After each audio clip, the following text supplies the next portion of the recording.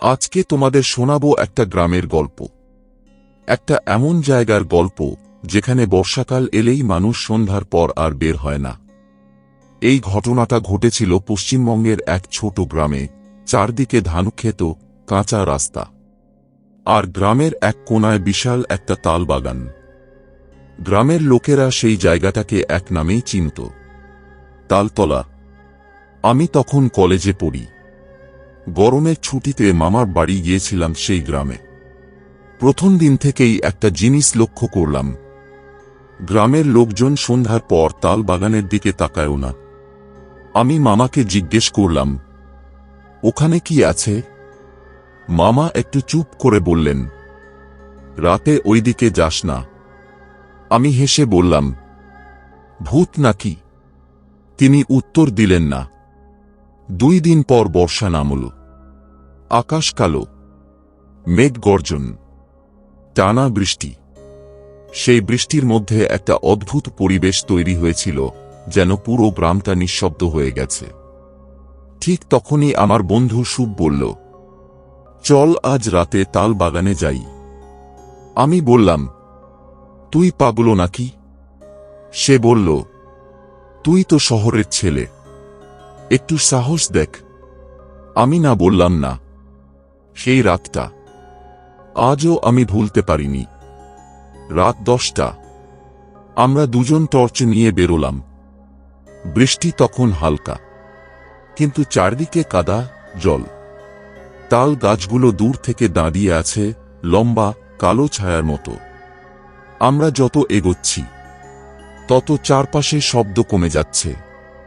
কোনো পোকা, কোনো ব্যাঙ, কিছুই না, শুধু বৃষ্টির শব্দ। তাল বাগানের ভেতরে ঢুকতেই একটা অদ্ভুত ঠান্ডা লাগলো। বাতাস থেমে গেছে। আমি বললাম, শুভ, কিছু ঠিক লাগছে না।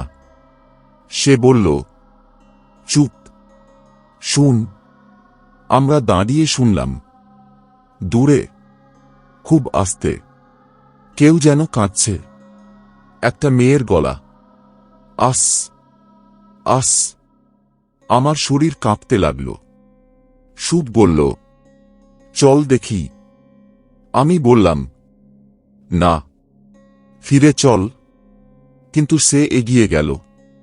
আমরা শব্দটা অনুসরণ করে একটা খোলা জায়গায় এলাম। সেখানে একটা পুরনো কুয়া, আর চারপাশে তালগাছ। ঠিক তখন বজ্রপাত, এক ঝলক আলো, আর সেই আলোতেই আমি দেখলাম একটা মেয়ে দাঁড়িয়ে, ভেজা সাদা কাপড়, চুল মুখ ঢেকে। আলো নিভে গেল। আমি কাঁপতে কাঁপতে বললাম, দেখলি? শুভ চুপ।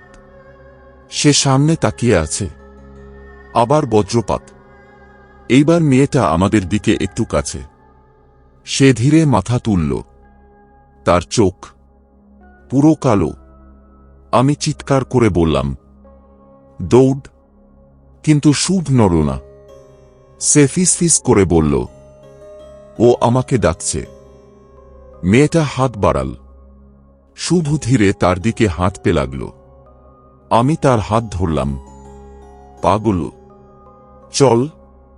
কিন্তু সে যেন শুনছে না। হঠাৎ মেয়েটা হাসল, একটা ভয়ঙ্কর ফাঁকা হাসি। আর সেই মুহূর্তে বৃষ্টি হঠাৎ জোরে পড়তে শুরু করল, বাতাস ঝড়ের মতো। আমি শেষ শক্তি দিয়ে শুভকে টানলাম। আমরা দৌড়াতে লাগলাম।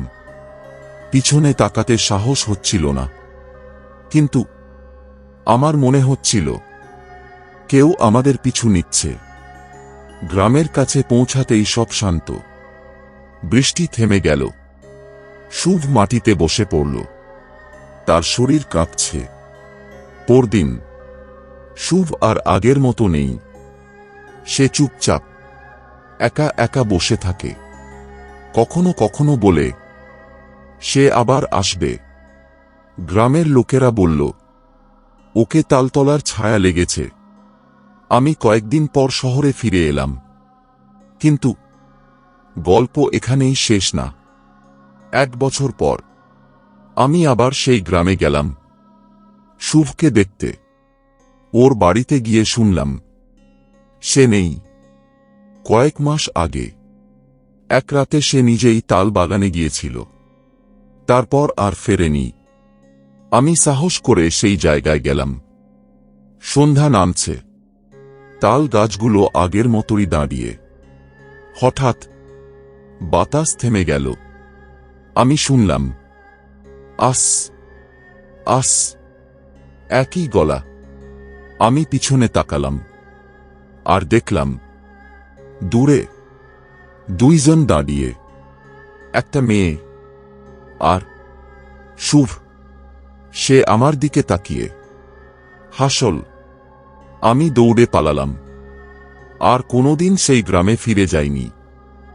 আজও বর্ষাকালে তাল বাগানের পাশে গেলে লোকেরা বলে রাতে কেউ ডাকলে উত্তর দেবে না, কারণ ওটা মানুষ না। যদি এই বর্ষাকালের তাল বাগানের ভূতের গল্পটা তোমাদের গা ছমছমে লেগে থাকে, তাহলে ভিডিওটা একটা লাইক করো আর কমেন্টে তাল বাগান লিখে জানাও তোমরা কি এমন কোনো জায়গার কথা জানো। এমনই আরও ভয়ঙ্কর আর রহস্যময় গল্প পেতে চাইলে এখনই চ্যানেলটা সাবস্ক্রাইব করে পাশে থাকা বেল আইকনটা অন করে দাও, কারণ পরের গল্পটা আরও ভয়ঙ্কর হতে চলেছে।